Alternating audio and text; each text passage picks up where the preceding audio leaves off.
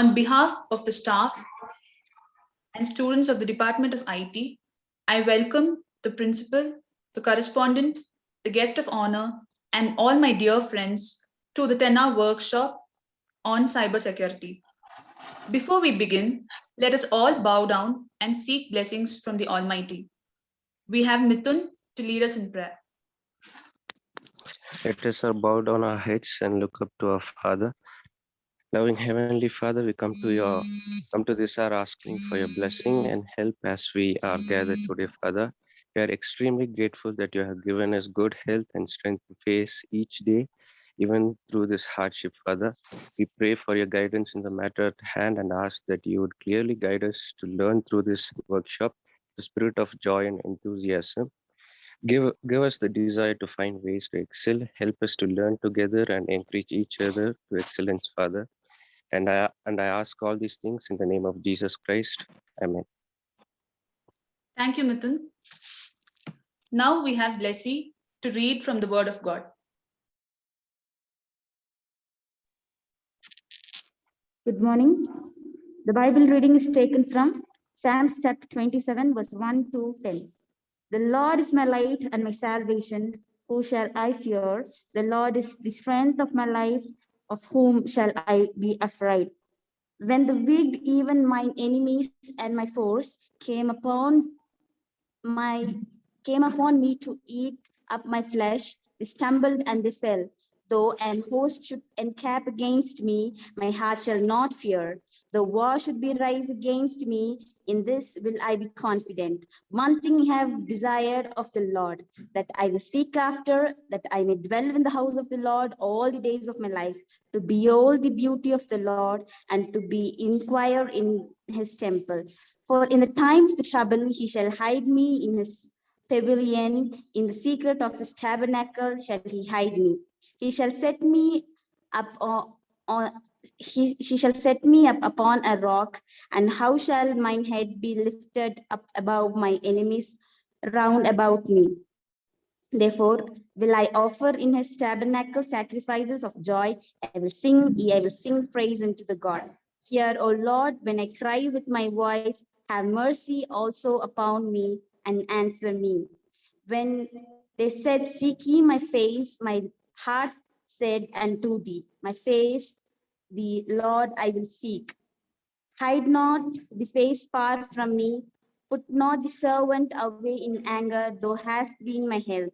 Leave me not, neither forsake me, O Lord of my salvation. Thank you. Thank you, Blessy. It gives me immense pleasure in introducing the guest speaker for the workshop, Mr. Harrison Vijay, Cybersecurity Consultant, Milwaukee County, USA, who is currently pursuing a certification in computer forensics. He has completed his graduation in BE ECE from Sri Krishna Engineering College, Coimbatore.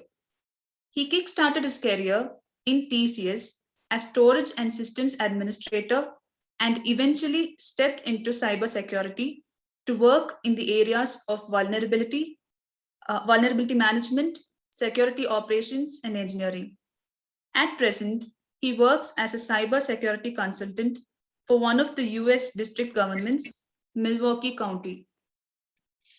In addition to this, he has an expertise in designing and deploying cybersecurity technologies, optimization, and automation of industry, leading IT infrastructure product suites. Moreover, he has worked on virtualization technologies, cloud and email infrastructure, defensive security, data backup, storage, and disaster recovery. Now it's time to invite our presenter to share his valuable insights with us. Over to you, sir. Thank you, ma'am. Welcome one and all. I'm really happy to share my experience and insight in the field of cybersecurity. I'd like to thank Tyagarajan sir. When I first approached him a couple of months ago saying, sir, I just want to talk to students, share my experience with them, he was more than welcoming. I told exams are ongoing. So once the exams are over, we can straight away go ahead and schedule something. So he worked it out with me. I'm really glad to speak to everybody on the call here. So I understand that we have the IT department here. So welcome one and all. So I'm thinking one of you will be looking to start your career in IT or going to higher studies, things like that. So I felt cybersecurity would be a field that's in scope today, something that's highly paid. So when you go out of college, if you have the knowledge and that particular aptitude, it will give you an edge over other competitive students who might be applying for a job, or it'll look good on our resumes that you've made this workshop. So I think this will be useful to everybody here. So anything else, sir, or should I share my screen and start it? Yes, sir, you can proceed. Okay.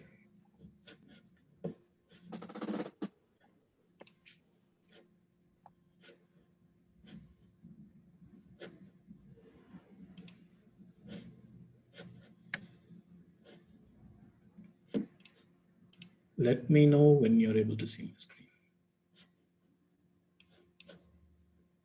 Yes, sir, it's visible. All right. So I think people have introduced me. Again, I'm Harrison Vijay. I have my email address on the screen. So if you have any questions, either during the course or afterwards, you can email me. And I like to be interactive in this class, ask me questions anytime. So anytime you have doubts, just say, hey, sir, I just have a doubt. So course outcomes. First one, you'll get an understanding of the cybersecurity terms. You'll have an understanding of organizational IT structures. You'll get to know the various methods of attacks and defense available to you. Quickly, let me go on to the what and why. So what is cybersecurity? Is anybody familiar with it? Anybody? Have you heard it on the news? Yes, sir. Okay. So cybersecurity is the practice of protecting information during processing, transit, and at rest. So when you talk about cybersecurity, I think you'll have certain jobs or careers in your mind. So you have a poll here. So if you have a device with you, can you go to slido.com and enter the code 11021?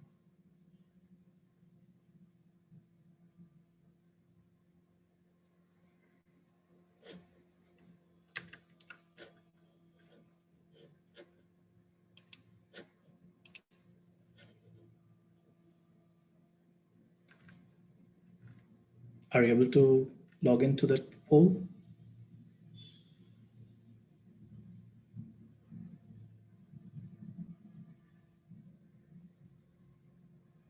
Anybody?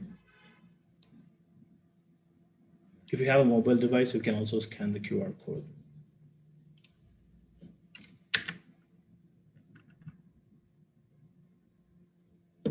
So go to slido.com and enter 11021. And let me know what's your aspirational job or career.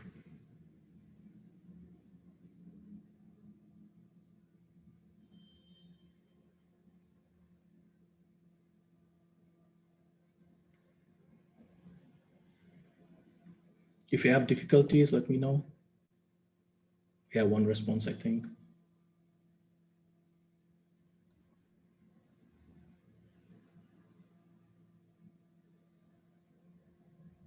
Okay.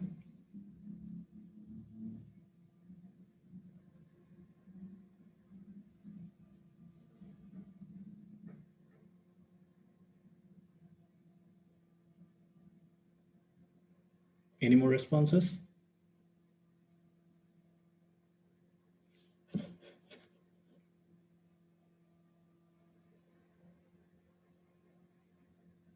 Okay, somebody's looking to write their UPSC.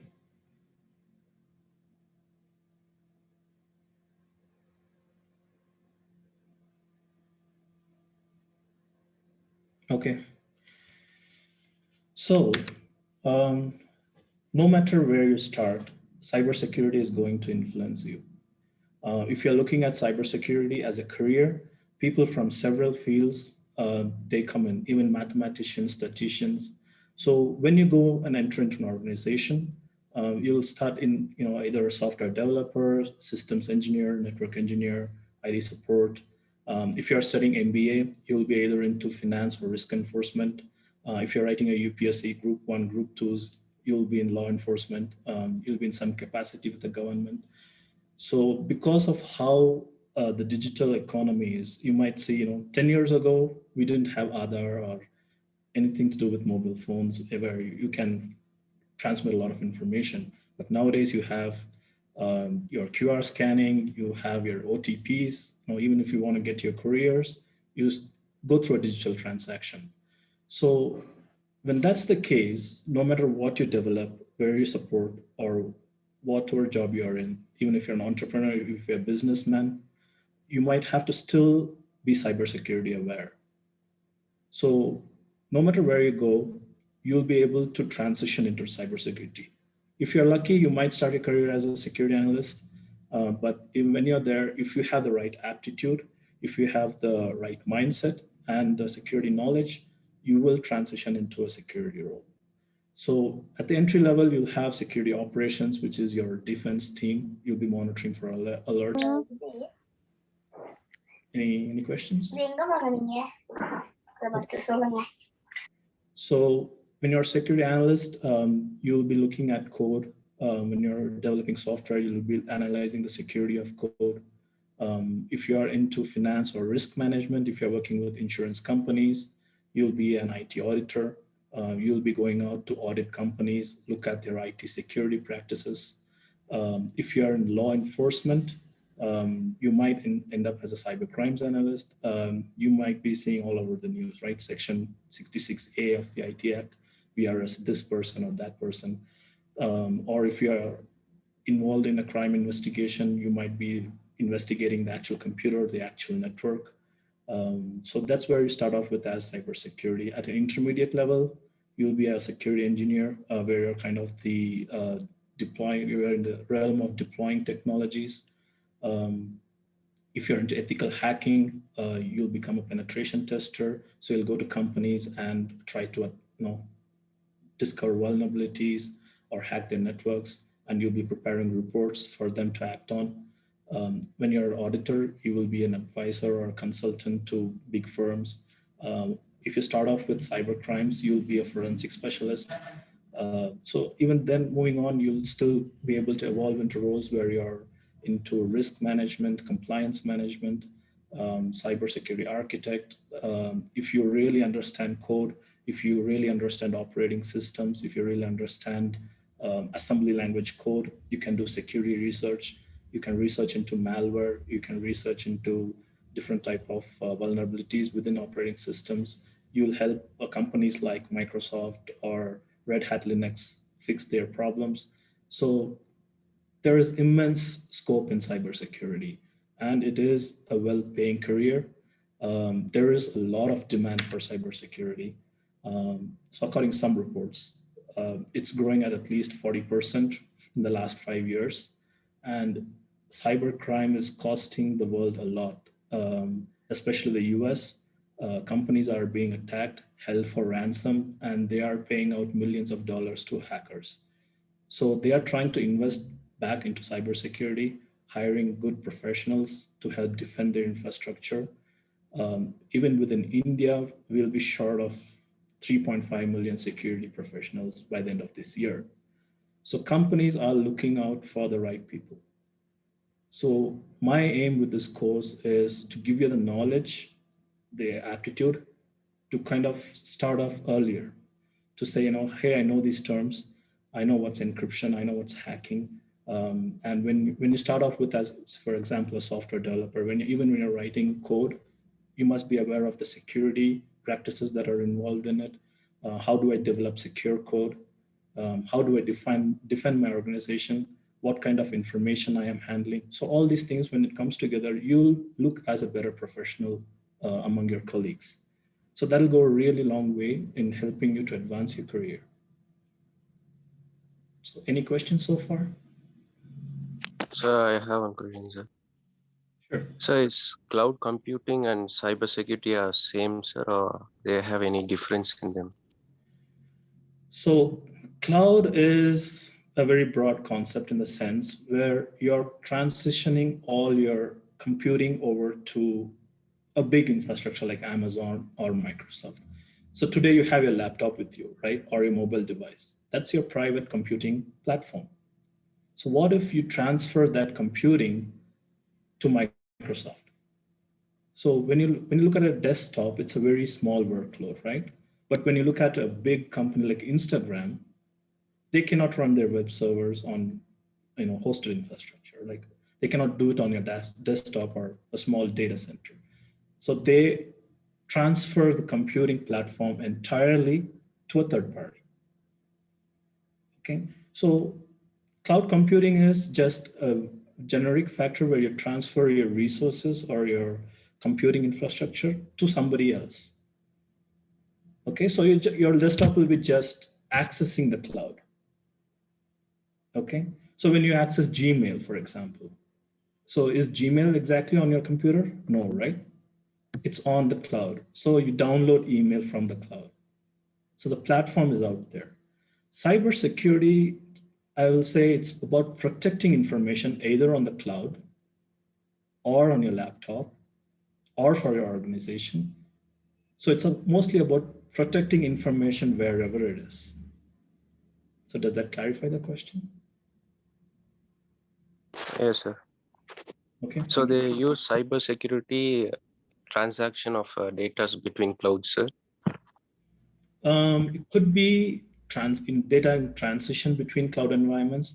See, I will talk to you more about IT infrastructure, how organizations set up their data centers, their computing environment, everything. So it's not necessarily about protecting information that's transitioning from a private place to a public cloud. So it's even about protecting information that's currently with you. You have a mobile device. Cybersecurity is also about protecting your mobile device.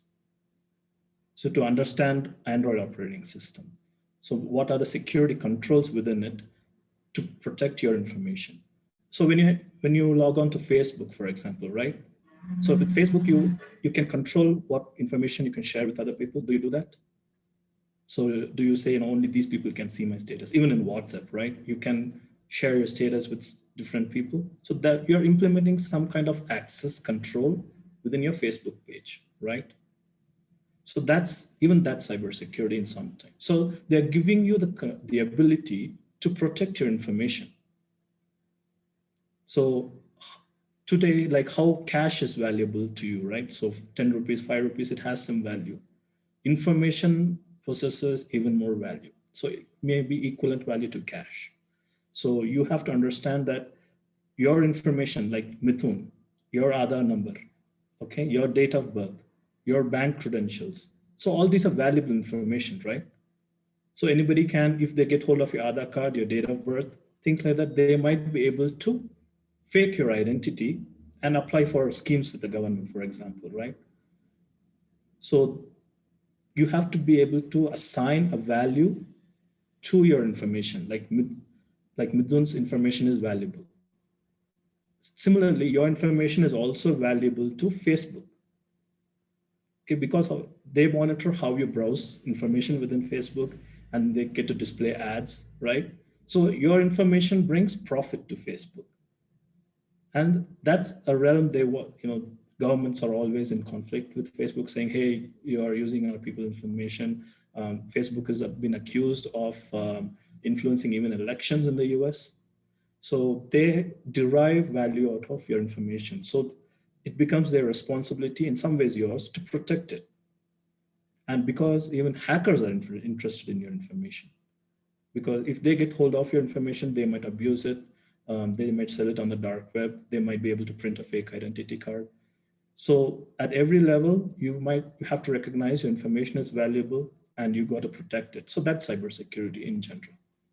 It's not just about cloud computing. So protecting information wherever it is. So when you work on somebody else's information, like when you're developing databases of users, when you're developing inventory, things like that. So you got to make sure you handle information, private information about people very carefully. You got to make sure everything is locked and encrypted. It's not easily accessible to everybody. So when you're developing something on the cloud, make sure it's not open so that hackers can get into the database. You have to ensure that only specific people can get to the database. So every time you do something, make sure you handle the information carefully, because information is very valuable, and that's cybersecurity at the bottom line. Any more questions?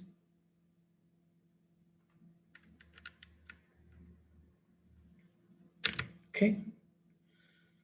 I'm just giving you this brief introduction about certification paths. So different vendors offer different certifications. What I have here is a brief of, are your photos hiding the screen? Let me see.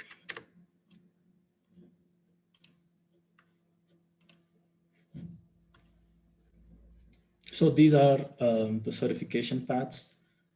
Some certifications, they need experience.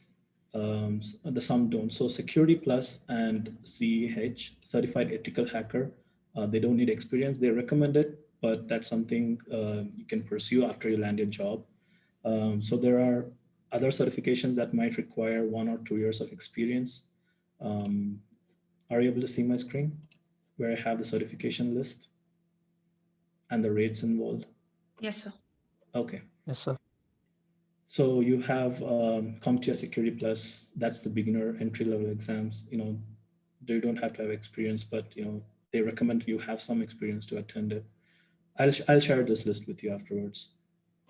And there are some, after you are working for a while, like 3 years, 5 years, you get to attempt advanced certifications. So certifications demonstrate to employers that you have the minimum necessary requirements to perform a job.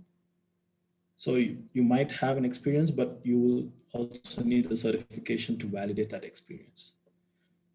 So once you have the certification, generally your value will double or triple, because companies, they recognize your expertise, and they also like to be compliant with a variety of law and regulations. So you might have a CISSP certification. I have it.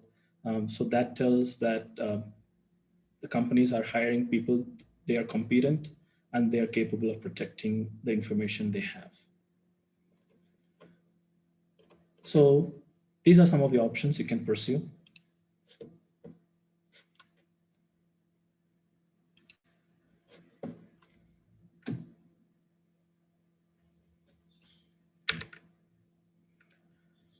So where do I go from here?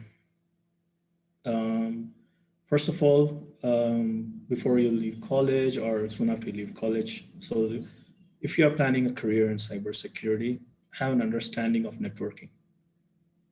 So all the networking concepts are going to be really important. Your TCP/IP protocol. You might have studied the OSI layer in your, I think, 6th semester, right? Computer networks. So that's going to be a core of networking. So if you start out as systems engineer, network engineer, software developer, anywhere in those roles, you've got to have an understanding of the TCP/IP protocol. And operating system, Windows and Linux are the two major operating systems. Have an understanding of, how does a system boot, for example. So, and what are the core operating system protections in place? So things like that. Also, I don't know if you have already started, have an understanding of scripting. Anybody knows any scripting language? JavaScript, Python. So what I have here is just what I know, but you feel free to learn some scripting. So if you start out as a penetration tester or anything with ethical hacking, it really helps to have the ability to develop code, because you're going to be repeating the same actions for different organizations. So people will hire you to perform attacks on their network and see, where are we weak and what should we improve. So when it comes to repeating operations, you might as well develop the ability to script so that you will have an understanding of how things move every time. So the last aspect, I think this will be more based on experience. I don't think you can understand it as a college student, but have an understanding of how virtualization works, cloud fundamentals, and Active Directory. So when you first step into an organization, you're going to be given a username and password. So that's going to be part of an Active Directory domain. I'll teach you what it is, but have an understanding of it. I know, very good question by Mithun. He tried to understand how cloud fundamentals work. I'll also teach you the ability to understand virtualization. Today we are able to run, on my laptop I have 3 machines running, so that's virtualization. So the ability to run multiple missions, multiple operating systems on a single host is called. What is cybersecurity? Sorry, what was the question? Okay. So once you start learning this, so you'll be able to perform better, get an understanding of cybersecurity in a better way. Any questions so far? Okay. So let's talk about hacking. So how many of you have hacked something? Anybody have hacked your PUBG games, Free Fire games? Okay, so don't do that. So there are 3 categories of hackers in general in the cybersecurity realm. So the first ones are the ethical hackers. They are called the white hats. So they try to improve your organization security as a whole. As I mentioned, when you're an ethical hacker, you'll be contacted by organizations. You'll be asked to perform attacks on them. So what's important for an ethical hacker is to get the permission of the owner. So you get the permission of the organization. So that's also called rules of engagement. So you get into an agreement and you say, okay, I'm going to test my hacking skills or the knowledge I have against your environment. I'm going to discover weaknesses in your environment, and I'm going to give you a report of all the weaknesses so that you can go back and fix them. So what's called black hat? So black hat are criminals. Criminals usually have malicious intent. So they try to extort money, Bitcoin, and they deploy malware, viruses on your laptops, on organizations. Anybody heard of ransomware? So ransomware, sorry? Yes, sir. Okay, that's good. So ransomware is kind of a big headache for many companies. So you might have seen in your movies, right? People kidnap other people, try to get money. In the same way, ransomware kidnaps your organization. So they encrypt all your data in place. So all your data exists in your organization, but none of it is accessible. So they lock all the data out. You can't log into your organization. You cannot perform any work. Everything is down. And you have to give them Bitcoin. And usually it's Bitcoin, cryptocurrency. So it's in the order of millions of dollars. So once you give them the money, they will come back and decrypt the data. Because encryption is really a strong technology, I'll talk to you later about it. It's really not possible to crack it with the computing power we have now. So if organizations don't follow good security practices, they will be locked out. They are usually locked out. So that's the very reason that cybersecurity professionals mostly are in demand right now.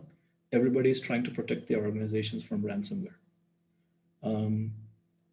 So these are the black hat hackers. So let me move on to gray hats.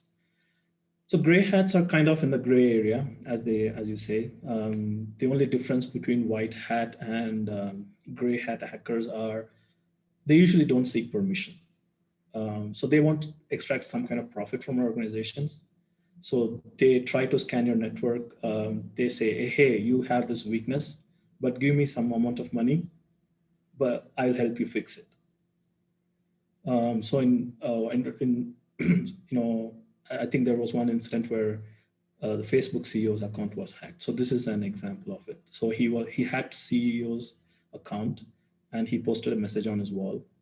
And he said, okay, this is a weakness. I'm just demonstrating it to you.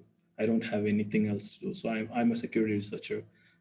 Thing is, he did not get permission from the CEO of Facebook to do it. So that's a example of a gray hat. So he's demonstrating some good in it. He's not hacking Facebook or anything, but he did not get the permission, or he did not establish the rules of engagement to do it. Any questions so far?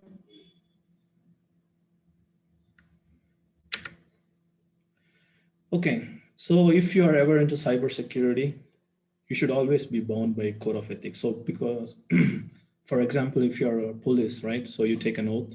If you're a politician, you usually take an oath because you have immense power in your hands. You don't use it for bad.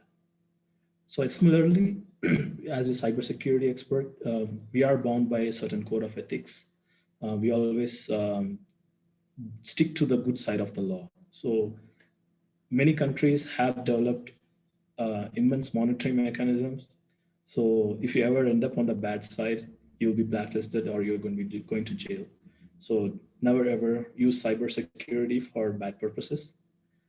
I don't believe you will, but just be on the good side. So the code of ethics is what, as CISSPs, that's my certification. So we are bound by. So of course we are like we take an oath to protect society, common good, and the infrastructure. So do good always. So the second aspect is we have to make sure what we do is always legal. Just because a website has weakness, we cannot go and hack it. Okay, so do everything by law, and whomever you work for, that's the third principle. Always provide competent service, act honorably, always protect the profession. So the cybersecurity community as a whole across the world is very close-knit. So we share a lot of information about vulnerabilities, weaknesses, but we make sure that doesn't get into the hands of hackers. So always do good, protect the professional, and act legally. So that's all it is. Any questions so far?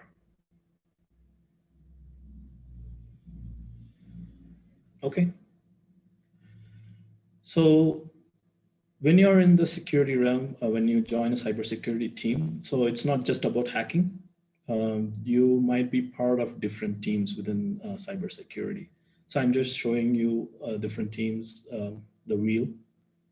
The first one, the red team. The red team are the ethical hackers, what I talked to you about. So they are usually employees or contractors. They are hired to perform a penetration test, explore the weaknesses within your organization, and give a report of things that need to be fixed. So the next is the blue team. So I'm part of the blue team. I take care of my organization's defenses. We detect any incidents, we look at alerts. So we deploy technologies that are meant to defend organizations from hackers. So between the red team and the red team and the blue team, there is what's called the purple team. So they both of them act together. So when the red team is trying to hack into the environment, the blue team tries to defend it. So the red team's job is to find out weaknesses. The blue team's job is to find out if they are being alerted of these hacks. So when a hacker comes into your environment, you should be able to know that he's coming in, right? So there are different defensive technologies you put in place. So you have to see all those alerts. Okay, somebody's coming to this network, somebody's hacking into this port, somebody's installed malware on this PC. So when both these teams come together, they form what's called a purple engagement. So they both improve each other. The next one is the yellow team. So the yellow team is usually your software developers, the people who build code, develop applications within our organization. So between the blue and the red team and the yellow team, we have the orange and the green teams. So the green team, they try to improve the detection mechanisms within code. So when you develop software, you must also develop error handling. You might have heard of it, right? So you say, okay, if this error comes, do this. inform me. So in the same way, you have to develop code to say if something is not right with the code, then you alert your blue team, you alert the security team. When some information is being exfiltrated without your permission, you develop code in such a way that the blue team is aware of it. So they might be able to act on the attack. With the orange team, so the orange team kind of teaches people to think like hackers. So when you're developing code, you must think like an attacker. Okay, what if an attacker is able to change the username or leave the username field blank, right? When you have username and password field on your website. So what if they are able to inject code within the username field? That's called Sql injection. So will that work? So you have to have a knowledge of all the attacks possible on the website or the product you develop in order to be an efficient software developer. So the red team, yellow team, blue team, and purple team are kind of the known teams. The green and orange teams are like the newer team formations. So organizations are really trying to train developers and the architects towards implementing secure code, secure software practices, and all that. So any questions so far? Sir, can you elaborate on SQL injection? It's the ability to inject code. For example, you have a web page and you always have a database at the back end, right? So if you have a list of users, like Facebook has a list of users, right? So you have all that information sitting in your database. Have you run SQL queries before? Anybody? We've learned about it, sir. Okay, so usually you use the databases interface, right? So you go into the SQL editor, you write a query, and you're able to bring out code. So what if you're able to write the same code on a web page? I'll demonstrate it to you when I teach you later about attacks. But if you're able to inject or write code on say, for example, in Instagrams, you have username, password, right? If you're able to write a code that can retrieve all the user's information from the background and bring it to you just by writing a SQL query on the username field, so that's called SQL injection. Okay, sir. Thank you. You should not be able to do, something simple as that. You should be able to only get information that pertains to you when you log into Instagram using username or your password. Only your information should be retrieved. You should not be able to write code that retrieves everybody else's information. Okay, sir. Okay.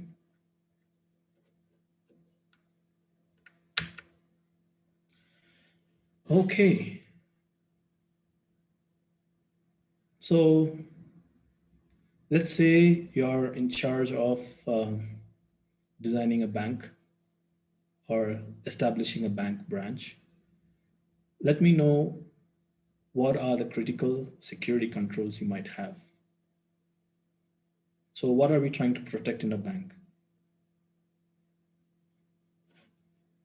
Anybody? Information about every customer. Good.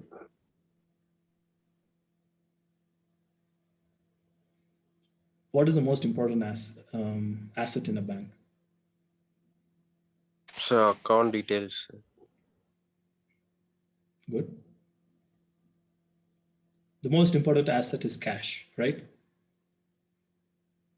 So what mechanisms do you have to protect cash? Usually what do you see when you go into a bank? You have the security guard, right? Holding a big gun. Although I don't think he's equipped enough to use a gun accurately, but it kind of keeps people out to say, okay, somebody's standing there with a gun. What else do you see in a bank to protect the cash? Lockers. Yes, You have a big giant locker, and employees usually go and punch in their codes, right? So that's a mechanism they have to protect cash. You have security cameras that are supposed to detect who's moving in, who's moving out of the bank, both in the locker room and outside. So these are mechanisms to protect cash. So what's the other important asset? So as you told, it's the information, right? Your card details, your account details. So, so information is usually held in backend big databases in your mainframes. There must be mechanisms to protect that information. So those are ledgers essentially, right? So credit should be equal to a debit. At the end of the day, banking is a zero-sum game. So when you take money from somebody's account, money should go into somebody else's account, right? When you perform an organized transaction. So that information should be accurate. So nobody should be able to go inside and tamper with that information. So if somebody does that, then the entire banking system will collapse. So you've got to protect that back end of things. Within the bank branch, you must also make sure there is no employee fraud, like the people who are collecting your cash, right? Nowadays, it's not prevalent, but previously, a good percentage of people were fired for pocketing money that they get off customers. So you must be able to detect fraud, both within and outside. External user interfaces. So what do you use to interact with your bank? ATM machines, right? Credit card swipers. You also work with your bank using internet banking, mobile banking. So these mechanisms, every mechanism has to be protected. So we'll talk about ATMs, for example. Before we talk about ATMs, I think we have to understand one concept, right? So what's encryption? Anybody?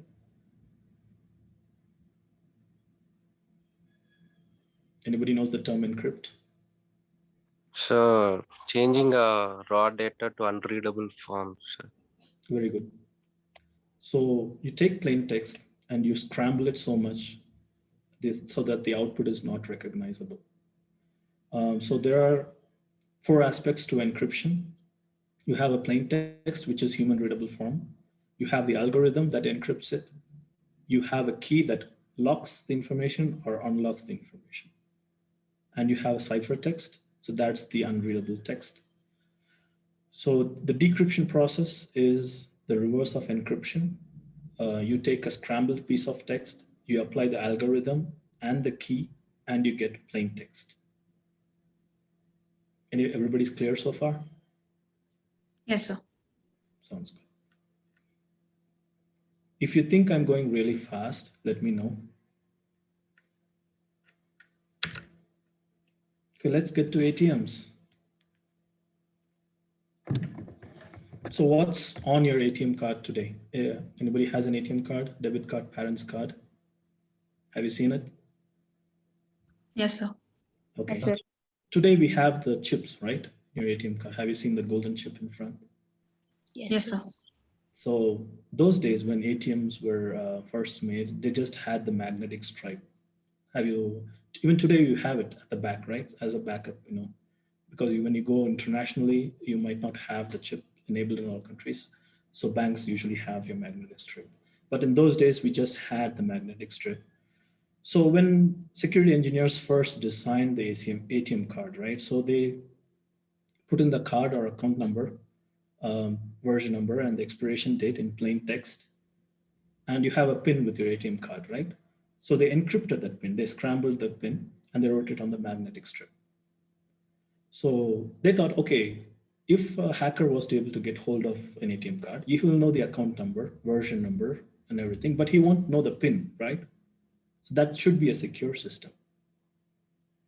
So what could go wrong? How many times have you heard about the ATM card frauds on the news, right? Every week or so, we hear of one fraud or the other. So the first type of attack that was discovered was the skimming. Have you seen a skimmer? Like you might have seen it in your Facebook feeds, right? So an attacker will be able to put in a module on the ATM machine so that essentially reads off the magnetic stripe.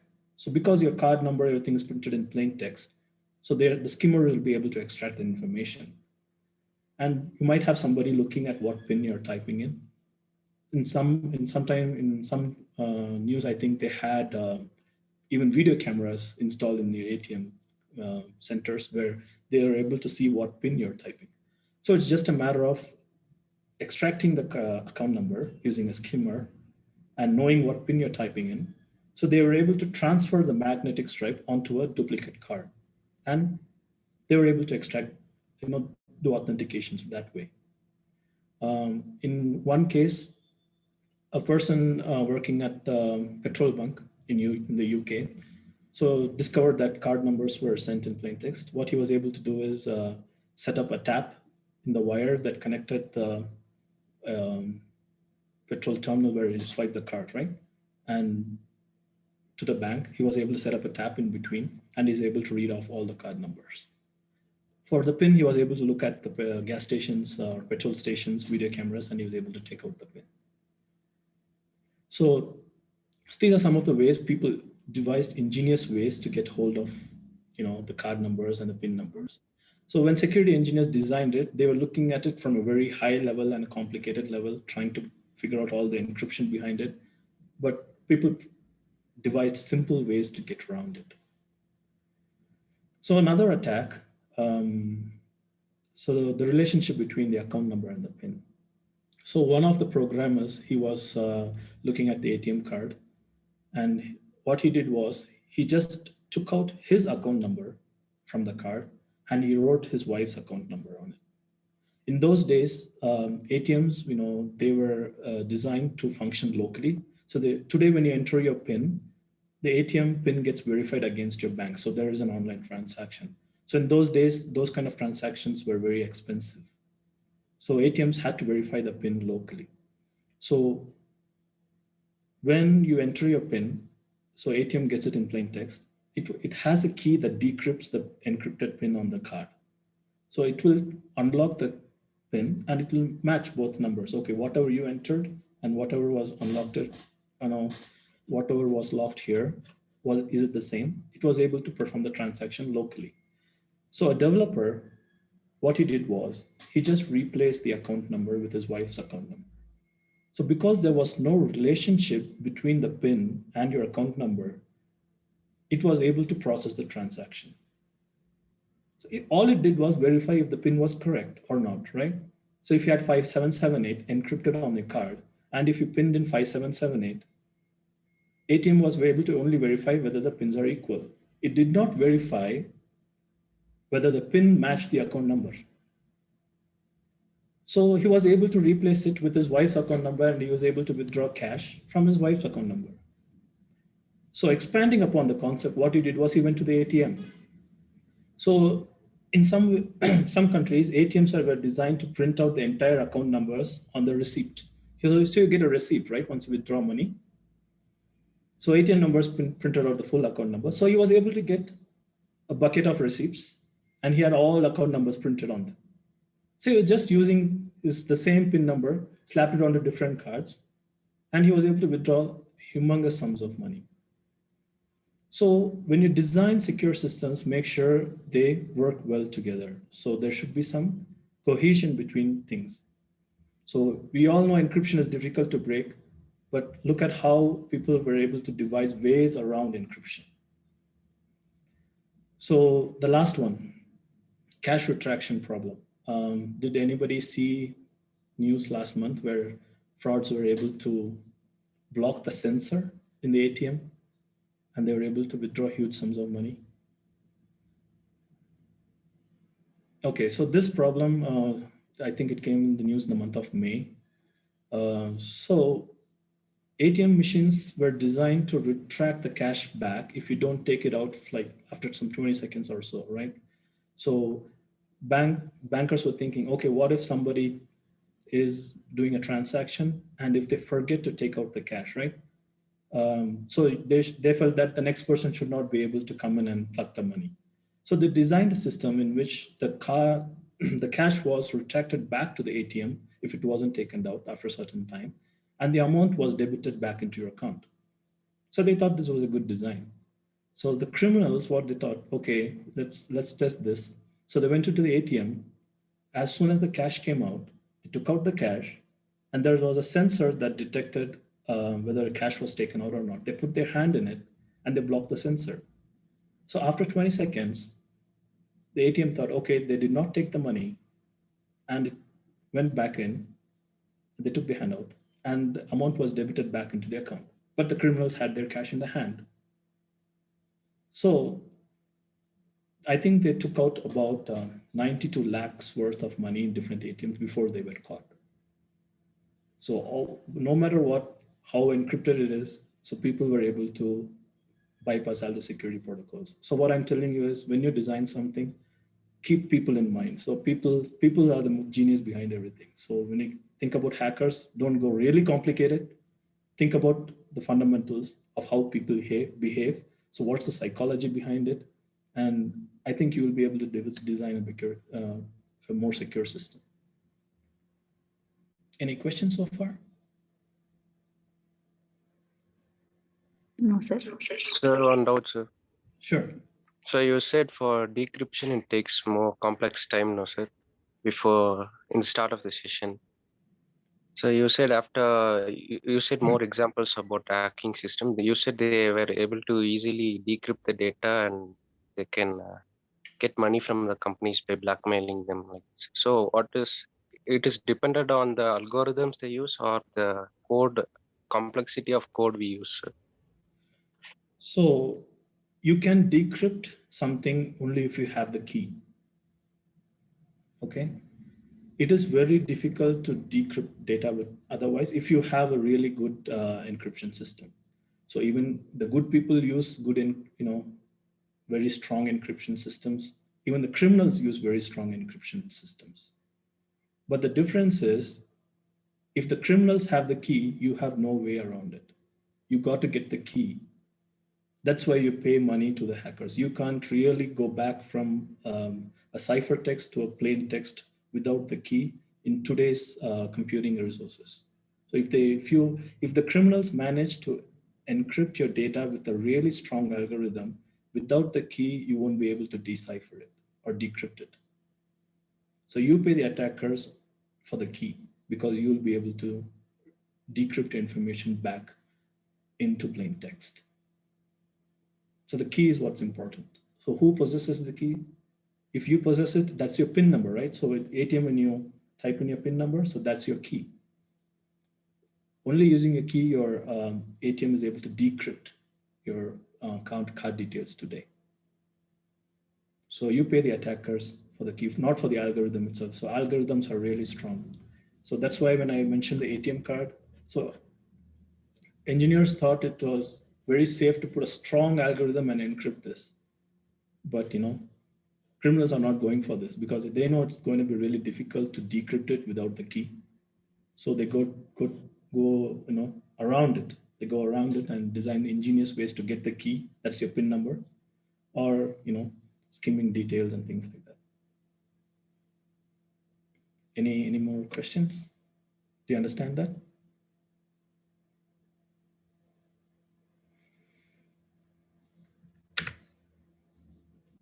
Okay, let's look into another feature. So the remote car unlock. So in those days, when you have your car unlock key, right? They were first discovered or I think invented in the 1990s in Taiwan. So when the remote car unlock mechanism was developed, engineers thought, okay, so let's devise a safe way to unlock only my car so that hackers weren't able to get into it. So what they did was, so they just encrypted the key. I'll call it the token, just as it's not confusing. So they thought, let's encrypt the token's serial number using a strong key that only the car will be able to decrypt. They thought, okay, this was a secure mechanism because nobody was able to actually read the serial number within it because it's already encrypted. So what the hacker did, he used a transceiver to capture the data that's going between your token and the car. And what he did was he replayed it back to the car once you're away, right? So the car looked at it and the car has the key to decrypt it. He was able to decrypt the serial number. So this is called a replay attack. So what's the new version of it? So in today's mechanisms, your token and the car have what's called a pseudo random number generator. So it's a pseudo random number generator is close to what a random number would be, but it's used just once. It's called a number used just once. So what the algorithm is designed to generate the same number both on the token and the car. So both the car and the token will have the same token numbers. They'll be rolling. There'll be a timer that goes on, and they'll generate a different token number. So when you want to unlock your car, your token serial number and the random number that gets generated are both encrypted in a key that's known only to the car, and it's appended with the plain token number and sent to the car. So the car uses its key. It's able to decrypt it, match the random numbers. So this is the same, I'm sorry. Both are the same random numbers. And it's able to get the token name within the encrypted information as well. And it's able to match it with the plain text. So that ensures that nobody's listening to it. Okay, and it's not, nobody's able to replay it. Because this number is generated only once, and is generated by a pseudo random number generator that's only known to both the token and the car. So it's used just only once. So that prevents your replay attack. Okay, so these are some of the design principles you have to keep in mind. We'll go into more detail about attacks, several attacks, and how to get around it. But if you are able to understand these concepts, I think this class will be really useful for you. Any questions?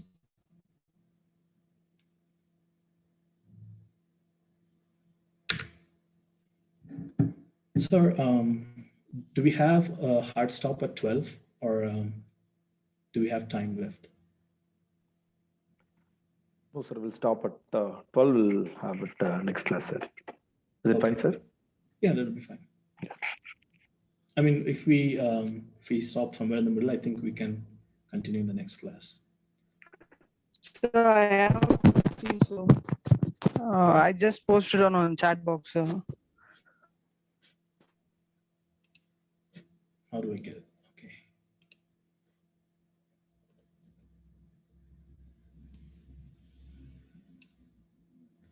Is there a possible way? This is a question, right? My question is that there are any practices to protect website than SSL? I mean, any software is available. I'll talk with you about. So SSL is one method, but it's not just about using a specific software per se. There are multiple ways you can protect your website. So when an organization is hosting a website, they just don't put it up like that. They have an edge router, a gateway, they'll have a firewall, they'll have a proxy, and more of the websites will be located on servers that are in kind of demilitarized zones, so that it allows traffic only from to and from specific IP addresses and all those things. You'll have antivirus and other malware detection schemes running on your web server. You will have, as I talked to you about, like secure code practices that are supposed to detect any infiltration attempts.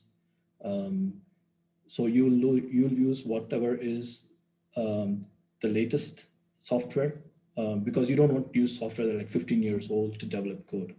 So you want to use a web development tool that's latest and that's up to date. The framework should be up to date.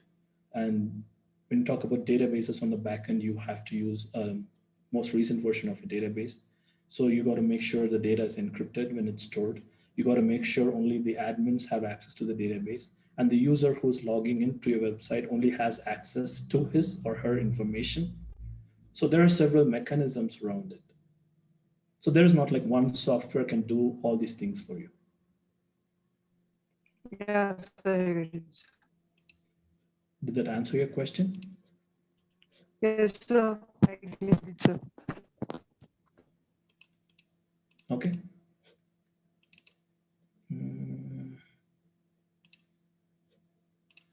Okay, how do we make this go away? Okay.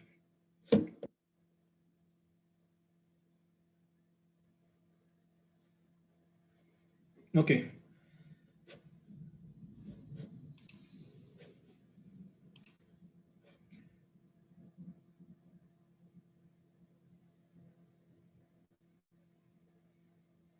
So let's talk about identification versus authentication. Anybody know what movie is this from? Terminator? Anybody has seen it? Okay. So identification is a mechanism where you say who you are. So when you write down for your exams, you write your student ID or your hall ticket number, right? So that is one form of identification. So when you go to a bank website, you put in your customer number. So that is one form of identification. So when you come to your college, you have your identity card that says who you are, and you might have a college ID. So that is one sort of identification. So authentication is the process of verifying that identity. So when you type in your PIN number in your ATM, the ATM processes it. So it's actually authenticating you to the bank. When you type your password in Facebook, so that's an authentication mechanism from Facebook to verify that who you claim to be is who you are. Any questions? Okay.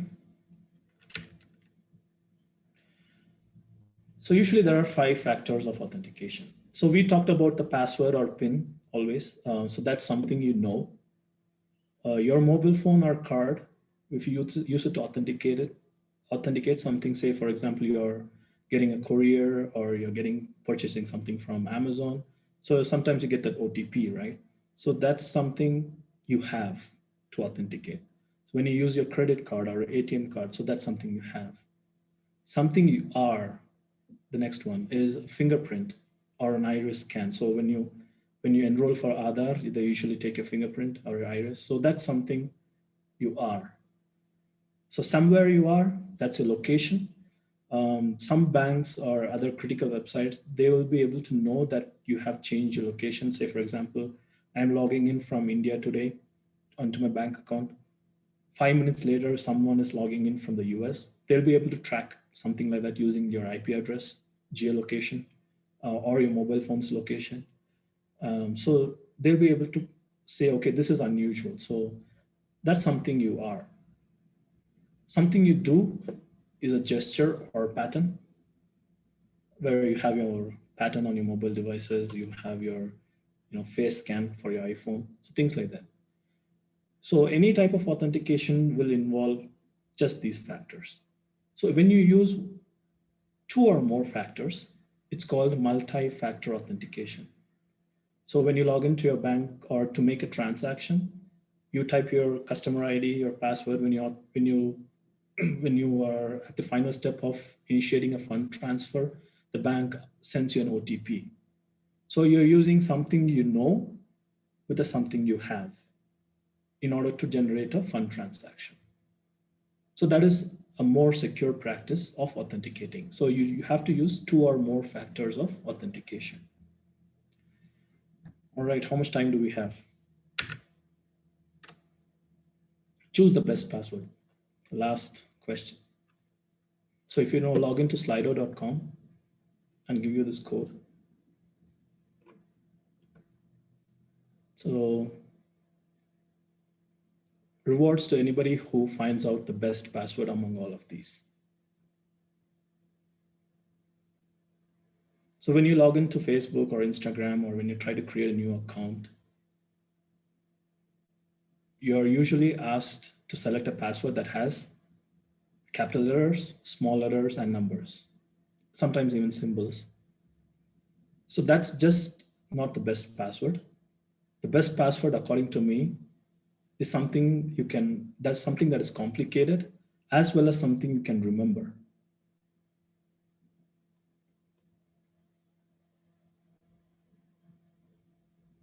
remember something that's complicated and something you can remember as well. So we'll talk about why this is the best choice or not the best choice in the next class, but I just want to get your feedback before we move on.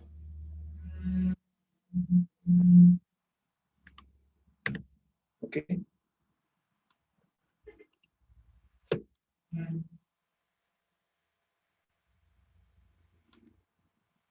All right, the poll will be open till next class. Thank you so much for your time. When you have time, put in your choice as well. Any questions, send me an email. You can contact Tiagar and Sir as well.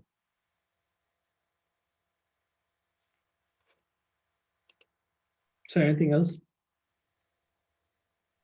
Sir, I have one question, sir. Okay. I have posted in the chat box.